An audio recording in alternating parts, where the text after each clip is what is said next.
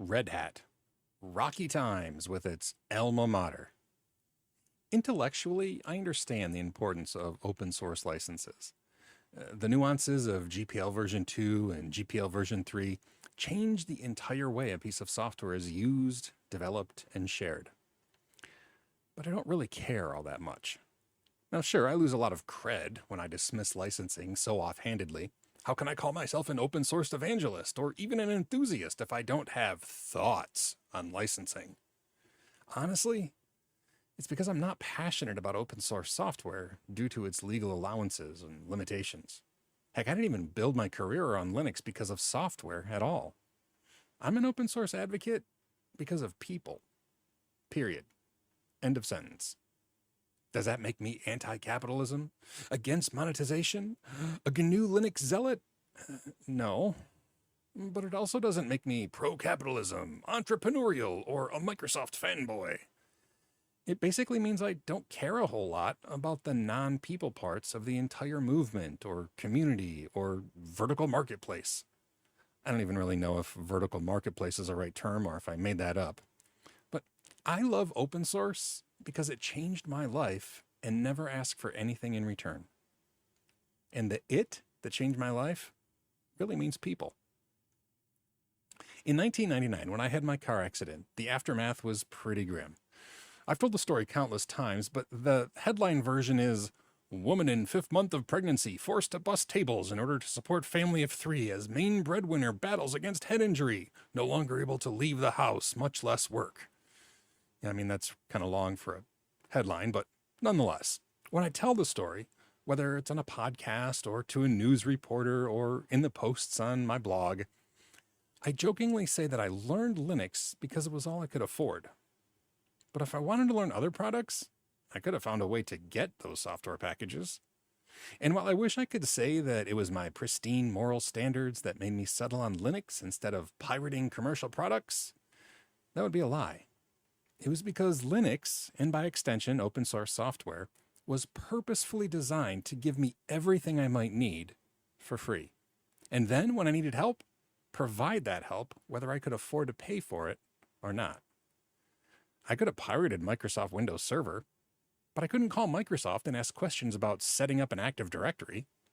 Yet, if I wanted to know how to make 2 Linux machines share user data, I could reach out to folks for help on NIS, YPserve, YPbind, and if I said I was just trying to figure it out, they'd be more excited to help me.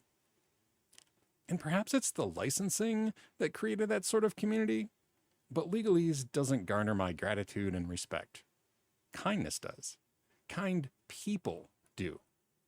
And that's why for the past several decades, I've built my career around open source software.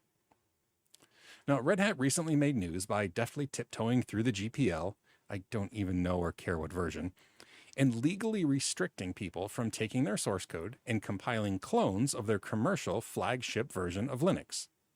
Their rationale is that groups like Rocky Linux and Alma Linux were simply taking Red Hat's hard work, repackaging it, and giving it away for free, which is true. For many Linux users, that's simply what open source meant. Red Hat took the work of others and created their commercial product, but since they used other people's work, they had to release their work as well. In fact, Red Hat has been one of the few companies to make an incredible amount of money selling a product that companies could get for free. Their support, both in making the distro and then in integrating after the fact, meant that they could add value beyond their code itself.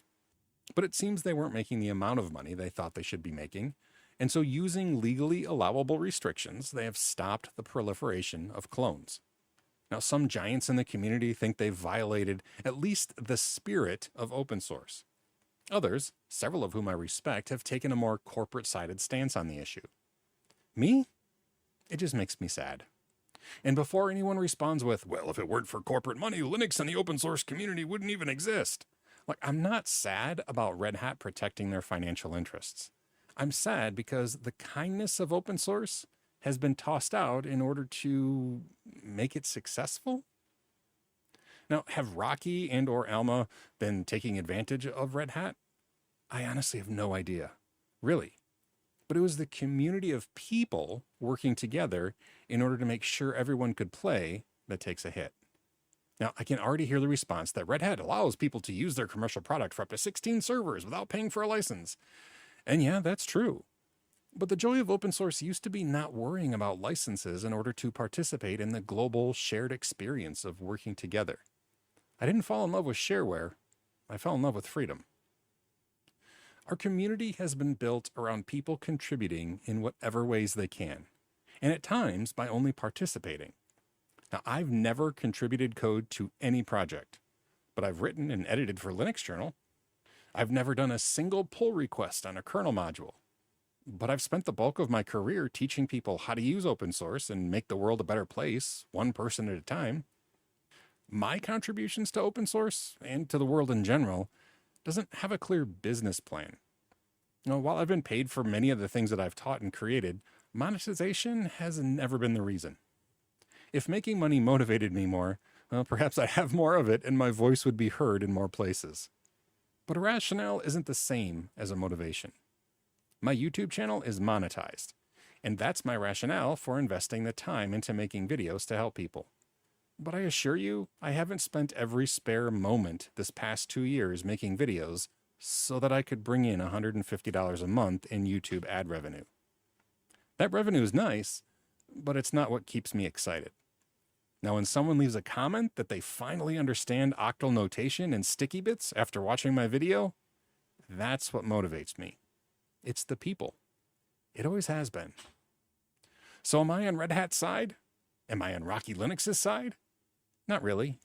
I'm on the side of working together to make the world a better place.